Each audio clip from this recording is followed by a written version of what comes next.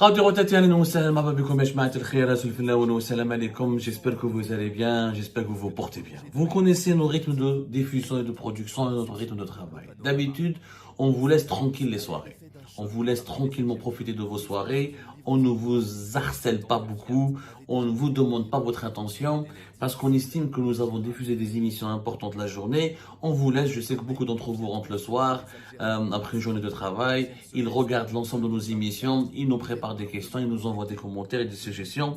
Donc, généralement, ces derniers temps, on a préféré vous laisser, vous réserver les soirées au temps de la réflexion et pour le temps nécessaire pour la lecture et pour le visionnage de nos émissions. Cette fois-ci, c'est trop important. Et nous avons jugé qu'il était urgent d'intervenir et de partager avec vous une découverte inédite. C'est la première fois de ma carrière de journaliste et j'en ai vu des vertes et des pas mûres, comme on dit. J'ai enquêté sur énormément de dossiers. Je fais de l'investigation sur l'Algérie, sur les dossiers d'actualité algérienne depuis de très nombreuses années, mais depuis quelques années quand même. Et je le dis en toute modestie, je n'ai jamais pu obtenir un tel document inédit et exceptionnel. Je vais vous montrer deux documents inédits et exceptionnels. Et je pèse mes mots et ce n'est pas une exagération. Et vous allez comprendre pourquoi. Comme je le dis toujours, il n'y a que la confiance, on peut la placer uniquement dans les documents fiables et certifiés. Nous avons, pour la première fois, obtenu le témoignage d'un officier supérieur des services de renseignement algérien, l'ancien DRS, les services secrets algériens. Pour la première fois, nous avons obtenu un témoignage écrit par un officier supérieur des services secrets algériens concernant une affaire de corruption très grave, ce qui a été suivi par une tentative d'assassinat à travers ou par empoisonnement. Ce témoignage qui est entre nos mains a été transmis au Conseil des droits de l'homme de l'ONU à Genève. Le Conseil des droits de l'homme de l'ONU à Genève, qui relève de l'Office des Nations Unies basé en Suisse à Genève, dispose de ces copies. Des copies de ces deux documents que nous avons pu obtenir au cours de nos investigations. Qu'est-ce que c'est que ce document ? Ce document est un témoignage, comme vous le voyez ici, signé, certifié, c'est une attestation de témoin. C'est un document réglementaire, voilà. On appelle ça en France un document CERFA. Document CERFA, c'est des documents qui sont certifiés par le ministère de la Justice et qui sont utilisés pour permettre à des témoins d'affaires criminelles ou d'affaires délictuelles d'apporter leur témoignage et pour que leur témoignage puisse être utilisé par la justice dans des enquêtes, des investigations judiciaires. Il faut signer ce document et toujours il y a une expression et rapporter une expression qui dit que est puni d'1 an d'emprisonnement et de 1 500 € d'amende le fait d'établir une attestation, un certificat faisant état de faits matériellement inexacts. C'est-à-dire qu'il ne faut pas mentir, c'est un engagement. Si par la suite des investigations judiciaires démontrent qu'il y a eu un mensonge dans cette attestation de témoignage, son auteur risque une peine d'emprisonnement ou une amende. Ce témoignage a été fait par Jamel Bouda, le colonel Jamel Bouda. Le colonel Jamel Bouda est un officier des services secrets algériens.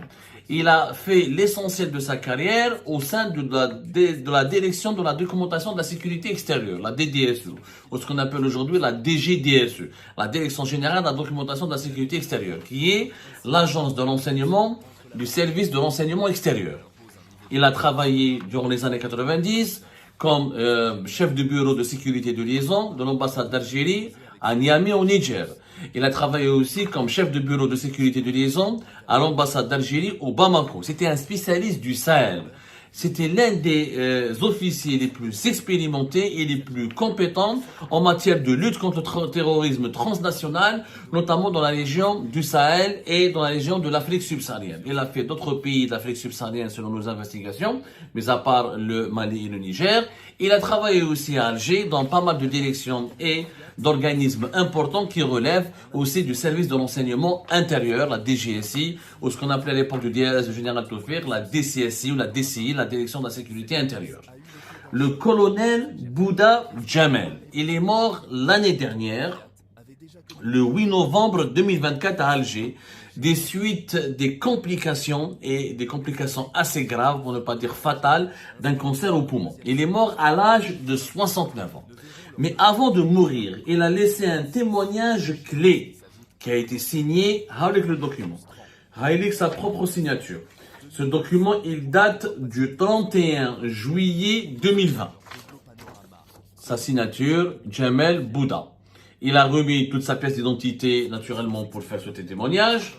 Ce témoignage est un document qui a été adressé par la justice française dans le cadre d'une plainte qui a été déposée suite à une tentative d'assassinat par empoisonnement. Nous avons récupéré un autre témoignage du même officier supérieur des services secrets algériens, le colonel Bouda Jamel Laïramou, qui est mort l'année dernière, le 8 novembre 2024 à Alger. C'est un témoignage de plusieurs pages, plus exactement, Hamlik.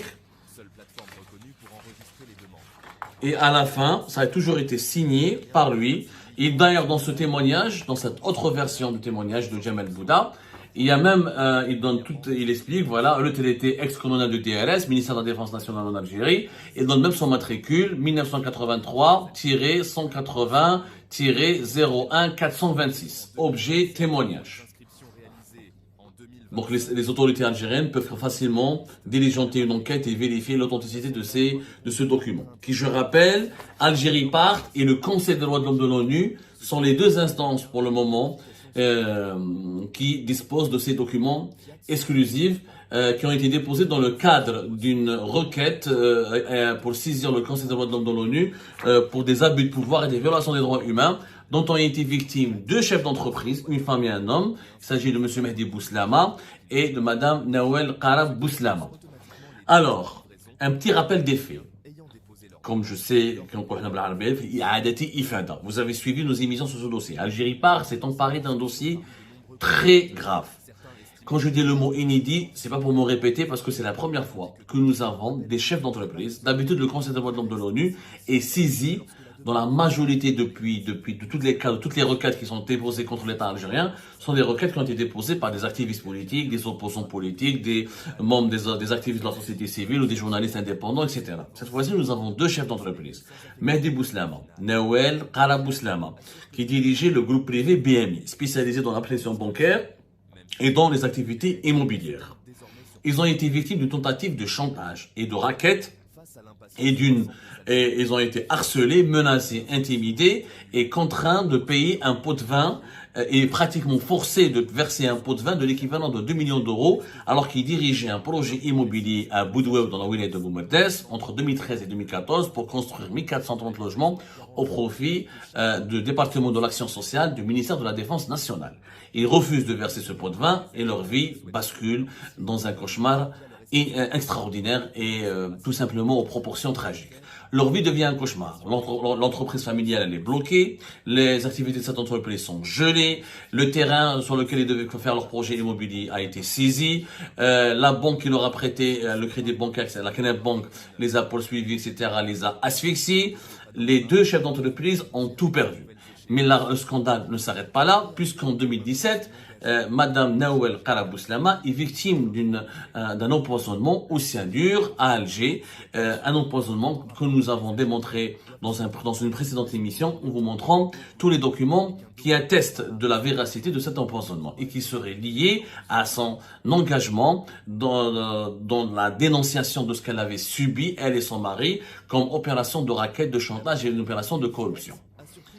Dépôt de plainte au niveau de la brigade de recherche de Babjdid, audition au niveau du tribunal militaire de Blida. On lui a dissuadé de 2013 à 2017 de retirer ses plaintes, d'arrêter de protester, de dénoncer et de demander des explications et des comptes au ministère de la Défense nationale, notamment au général-major Zerrouk Dahmani, patron du département de l'action sociale du ministère de la Défense nationale depuis presque 20 ans. Ce témoignage, Jamel Bouda. Vous allez me dire, mais Kabdou, c'est quoi la relation de Jamel Bouda, général-major, avec ces deux chefs d'entreprise? Jamel Bouda a été saisi en tant que colonel des services secrets par le couple Mehdi Bouslama et le couple de chefs d'entreprise, le couple d'entrepreneurs Mehdi Bouslama et son épouse Nawel Qarab Bouslama. Quand ils ont été rackettés, quand une femme se présentant, se faisant passer pour une dirigeante d'un bureau d'études accrédité par le ministère de la Défense nationale, leur demande un pot de vin de 2 millions d'euros, sinon en les menaçant par la suite de bloquer tous leurs projets, de saboter, de détruire leur vie et leur entreprise. Et les deux chefs d'entreprise n'ont pas accepté ce fait accompli. Ils ont voulu naturellement protester contre cette injustice. Ils ont saisi le colonel Bouda Jamel. Dans ce témoignage, regardez ce qu'il dit. Je sous-signe Monsieur Bouda Jamel, retraité ex-colonel du service de renseignement algérien, et d'apporter pour mon témoignage concernant la cabale dont a fait l'objet Madame Kara, à savoir le blocage de ses investissements et même de son intimidation, voire même son empoisonnement. Même dans son témoignage, le colonel Bouda Jamel confirme et parle de l'empoisonnement. Je ne vais pas tout vous lire, parce que c'est un témoignage clé, important, que nous allons analyser et vous le relater dans plusieurs émissions. Parce qu'encore une fois, c'est la première fois que nous avons un ancien officier des services secrets qui, avant de mourir, avant de décéder, dans des conditions tragiques, on vous en parlera, on va vous décrire ces conditions, a décidé de laisser pour la postérité et pour le Conseil des droits de l'homme de l'ONU un document clé qui décrit les mécanismes de corruption et les mécanismes d'homicide volontaire ou d'élimination par empoisonnement de certaines personnes qui refusent en Algérie de verser des pots de vin et qui dénoncent la corruption des hauts responsables les plus importants, notamment les hauts responsables des institutions les plus sensibles comme l'institution militaire. Dans ce témoignage, le colonel Bouda Jamel, il raconte par exemple dans un passage, et je m'arrêterai là parce que je voudrais pas tout révéler en une seule émission parce que son témoignage il est très détaillé, il mérite qu'on l'analyse et qu'on l'expertise et qu'on le décrive et qu'on décrive les détails de ce qui a été décrit point par point. Par exemple, il dit que j'ai accompagné le couple Kara, donc le couple Bouslama, j'ai pris connaissance de leur blocage, les blocages de leurs investissements depuis 2006, malgré mes interventions auprès de certains responsables algériens, notamment des ministres de l'époque. Ils nomment par exemple Hadi Khaldi, ministre de la formation professionnelle. Ils nomment par exemple Nasser Mhel, ministre de la communication. Ils nomment par exemple Abdelkader Msahel, ex-ministre des Affaires étrangères. Tous ces ministres, monsieur le colonel Bouda Jamel, appelé Rachid, son surnom, c'est chez les services secrets algériens, c'est le colonel Rachid, parce qu'en Algérie, les services secrets, ils ne déclarent pas, ils ne circulent pas avec leur véritable identité. Donc sa véritable identité, c'était Jamel Bouda, et son surnom était le colonel Rachid. Le colonel Rachid, il a accompagné, il a voulu enquêter sur ce dossier. Quand il a été saisi, interpellé par Mehdi Bouslama et son épouse Kara Nawel Bouslama, il a voulu en savoir plus, il a voulu vérifier par ses propres soins, est-ce qu'il y a vraiment cette cabale, elle est vraiment, par quoi elle est motivée, et pourquoi on veut racketter et on veut détruire ces deux entrepreneurs. Il est parti donc rencontrer personnellement avec le couple Madame et Monsieur Bouslama, ces trois ministres. Mais encore, il décrit dans ses documents comment il est parti en 2014, à 3 reprises pratiquement, il a rencontré le général-major Zerrouk Dahmani, en présence de Madame Kara Bouslama Nawel et son mari Mehdi Bouslama. Et ça, je pense que les caméras du ministère de la Défense nationale ils ont certainement immortalisé ce moment, parce que on a vu le colonel, il y a certainement l'entrée, quand on entre au ministère de la Défense nationale, on signe un registre, il y a toujours une traçabilité. Les réunions des hauts responsables, les rencontres des hauts responsables du ministère de la Défense nationale ne sont pas informelles. Ça a été une rencontre formelle, que décrit lui-même Jamel Bouda, alias le colonel Rachid, dans ces deux témoignages. Dont un témoignage qui a été conscrit dans un document judiciaire certifié et officiel remis à la justice française. Et un autre document certifié lui aussi, signé par ses propres soins, avec le numéro de son matricule, etc., qui a été remis au Conseil des droits de l'homme de l'ONU. Il raconte dans ce témoignage comment il a rencontré le général-major Zerrouk Dahmani, qui est toujours aujourd'hui en poste. Il est appelé d'ailleurs à s'expliquer. Et en présence du colonel Rachid, alias Jamel Bouda, et le général-major Zerrouk Dahmani s'est engagé, là, il s'est montré offusqué et s'est montré horrifié par ce que les deux chefs d'entreprise lui racontaient, à savoir qu'une personne, une intermédiaire, une ténébreuse président d'un bureau d'études qui se fait passer pour le porte-parole du ministère de la Défense nationale et qui demande un pot de vin de 2 millions d'euros. Le général-major Zelour Dahmani s'était engagé à l'époque à rappeler à l'ordre et à sanctionner et à mettre sous enquête cette dame qui était donc à l'origine d'une véritable tentative de racket. Il leur a dit en tout cas, d'après les témoignages, d'après ce que nous avons comme information, il leur a dit je vais régler le problème et s'est montré offusqué. Le rendez-vous se termine, Jamel Bouda, etc. et madame et monsieur Bouslama repartent, rien n'a changé. Rien n'a changé. Quand rien n'a changé, le colonel Rachid, Jamel Bouda, a saisi son chef hiérarchique, qui était à l'époque le général Toufir, le général de corps d'armée, général Toufir, qui était le patron du DRS, avant son départ à la retraite en septembre 2015. Le DRS, il nomme un commandant, le commandant Abdel Jalil, qui a été désigné pour enquêter au nom de du DRS. À l'époque, c'est la division qui était chargée de cette enquête, c'était la DSI, la Direction de la Sécurité Intérieure, qui est devenue plus tard, ce qu'on connaît aujourd'hui, la DGSI, la Direction Générale de la Sécurité Intérieure. L'enquête du commandant Abdel Jalil devait, et c'est pas moi qui le raconte, c'est le colonel Rachid, qui le dit dans son témoignage, elle devait porter sur les anomalies et les pratiques scandaleuses qui entourent l'affaire du groupe BMI avec le ministère de la Défense nationale. L'enquête n'a jamais vu le jour, le commandant Abdel Jalil n'a jamais donné suite, et il n'y a jamais eu de résultat ou de conclusion à cette enquête. Jamais. De son côté, le général-major Zelour Dahmani, qui s'était engagé à solutionner le problème ou à le prendre en charge, il n'a jamais tenu sa promesse, et les personnes qui ont racketé les deux chefs d'entreprise ont continué d'exercer leurs fonctions le plus normalement du monde. Le projet a été saboté. La Knep Bank a asphyxié le groupe BMI. Il y a eu une saisie, etc. Le terrain qui a été hypothéqué a été saisi. Le groupe BMI s'est effondré. Les deux chefs d'entreprise ont tout perdu. Absolument tout perdu.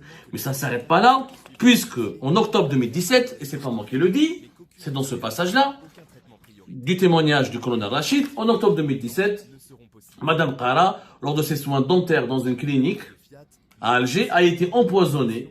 Et depuis cette date-là, elle n'a pas pu bénéficier d'aucune assistance pour ses soins. Il raconte comment elle est partie à l'étranger et comment elle a eu la vie sauve.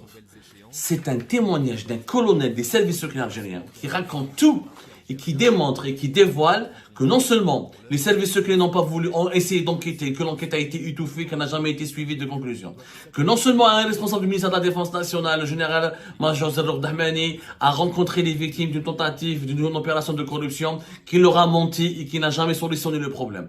Et que plusieurs ministres du gouvernement ont été interpellés, saisis par le colonel Rachid. Le colonel Rachid, ou le colonel Jamel Bouda, alias Rachid, il a frappé aux portes de toutes les institutions algériennes. C'est incroyable comment je tenais à rendre hommage à ce défunt colonel parce qu'on a souvent, on colle l'étiquette de corrompus, de salopards, de criminels aux officiers des services secrets algériens. La preuve qu'ils sont pas tous semblables, qu'ils sont pas tous similaires, qu'il y a des gens bien éduqués, des gens bien élevés, des vrais patriotes. Le colonel Jamel Bouda, alias le colonel Rachid. Malheureusement, comment il a fini sa vie, le colonel Rachid? Mort dans l'indifférence générale. Il a été sanctionné. On s'est vengé contre lui. Il avait été victime de représailles, d'une violence, d'une barbarie extraordinaire. Il a perdu sa pension de retraite. Il a perdu le droit de se soigner en Algérie à l'hôpital militaire de Ain Nadja. Il a perdu même le droit de bénéficier d'une prise en charge médicale à l'étranger. Avec son cancer au poumon, il a été soigné que par ses amis ou qu'il a eu que l'assistance de ses amis. Personne n'a été là pour lui. Personne. Il a été éjecté et rejeté par l'institution militaire. Pourquoi? Parce qu'il a osé se soutenir deux victimes de corruption et deux victimes d'une tentative de meurtre par l'empoisonnement. Parce qu'il a dit la vérité, parce qu'il a demandé une enquête, parce qu'il a tarabusté le DRS, parce qu'il est parti rencontrer plusieurs responsables importants d'institutions militaires et parce qu'il a soutenu les victimes. Il n'a pas voulu abandonner les victimes parce qu'il estimait qu'il était de son devoir de lutter contre la corruption, de lutter contre les bandes criminelles et mafieuses qui noyautent les institutions de l'État. Et s'est retrouvé totalement abandonné à son triste sort.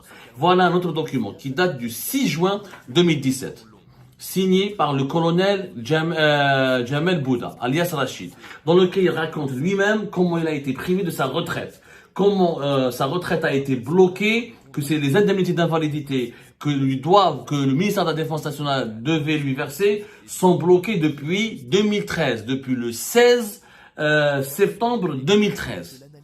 Il le raconte lui-même dans ce document-là, signé par ses propres soins. Rien la signature, le colonel Bouda Jamal. Je n'invente rien du tout. Ce sont des documents exclusifs que j'ai obtenus grâce à nos investigations et ça m'a pris beaucoup de temps et ça nous a vraiment pris beaucoup d'énergie pour les récupérer, ces documents. Il est mort assassiné. Un Paul, il a été assassiné, ce colonel.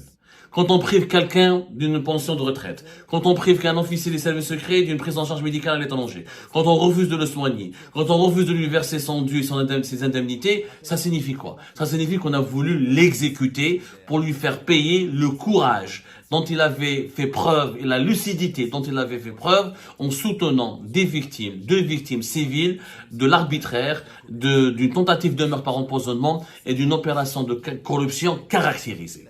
Voilà comment les officiers intègres et honnêtes de nos institutions, notamment les services secrets algériens, comment ils meurent. Il y a des gens honnêtes en Algérie, mes amis. Il y a beaucoup de gens honnêtes. Mais les gens honnêtes, malheureusement, ils meurent. Ils meurent dans l'indifférence générale. Ils ont été abandonnés. Ils sont privés de leurs droits. Et quand ils tombent malades, personne ne veut les soigner. Et par la suite, ils finissent leur vie dans les bras uniquement de leurs amis et privés de tous leurs droits fondamentaux et de toute leur dignité qui est bafouée. Je tenais à rendre hommage au colonel Rachid et je tenais à dire à nos compatriotes que des gens comme le colonel Rachid méritent qu'on le soutienne, méritent qu'on les respecte, méritent qu'on les considère. Et ces documents que je vous ai montrés sont entre les mains du Conseil des droits de l'homme de l'ONU. Les représentants de l'État algérien, de la mission permanente de l'État algérien à Genève auprès de l'Office des Nations Unies peuvent les récupérer, les expertiser et les certifier et nous attendons leur réaction. Et je vous promets d'autres révélations dans nos prochaines émissions. Nous allons vous décrire avec beaucoup de plus amples détails ce qui a été raconté par le colonel Rachid avant de mourir dans ces témoignages très précis, encore une fois, et très détaillés.